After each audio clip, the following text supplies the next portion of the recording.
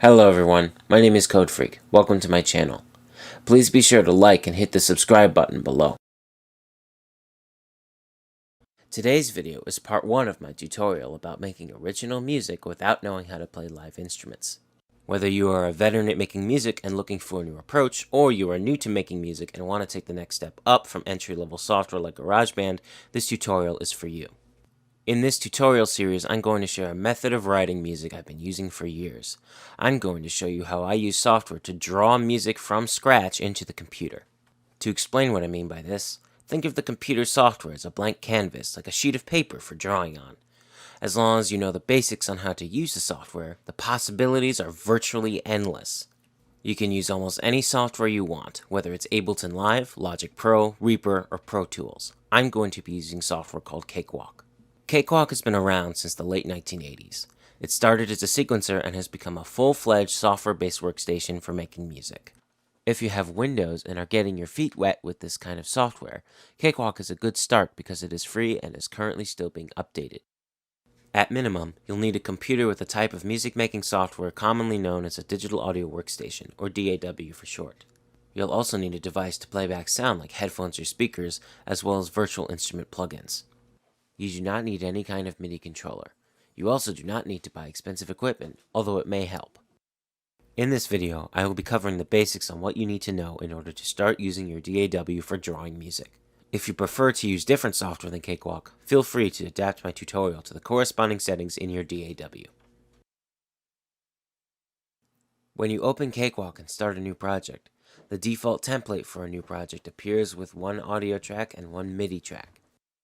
To get the project set up for creation, there are some steps you need to take. First, if you have multiple audio outputs on your computer, you need to make sure your DAW is configured to use the proper audio output. To do that, go to the toolbar at the top of the screen, click Edit, Preferences, and look under the Audio section for a subcategory called Devices. Here, you can make sure the audio inputs and outputs are set up properly.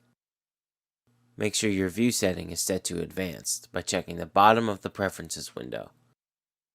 You should see several new options appear in blue lettering. Also under the Audio section, go to the subcategory named Driver Settings. If you are using a sound card with an ASIO driver, set the buffer size to the highest setting, or at least to the value of 2048. This setting is for adjusting latency for MIDI controllers. Since you will not be using a hardware MIDI controller, setting this value low is only going to cause playback problems with no benefit. While still in the Preferences menu, look under the File section, under VST Settings. Make sure any paths to installed plugins, whether they are FX or virtual instruments, are displayed under VST Scan Paths. If you make any changes to your plugin library, click on the Scan button. Otherwise, you won't be able to see any plugins you've installed. If you want your project to autosave, within the File section, go to Advanced. Here, you'll see the setting with the phrases autosave every number of minutes or number of changes. Fill in the boxes with whatever numbers you choose. I chose to have Cakewalk save every 5 minutes. I recommend doing this in case of a crash so you don't lose your work. I also recommend, while in Cakewalk's Preferences menu, going to the Project section under MIDI. There should be a setting called Zero Controllers When Play Stops. If this box is checked, uncheck it. Otherwise, some virtual instruments will misbehave and change the sound automatically. Close the Preferences menu. Next, go to the tab that says Custom, located here. Change the setting to All. That way you can see all the settings for each track. Next, bring up the Mixer window. To do this, go to the toolbar at the top of the screen, select Views, and select Console View. There is a Help module on the right side below the window with multiple tabs that say Media, Plugins, and Notes. I recommend undocking the Help module by clicking on the double window icon in the upper right of the module. This reveals a search bar, making your plugins easier to find. Using the Help module can be a useful assistant if you are new to Cakewalk.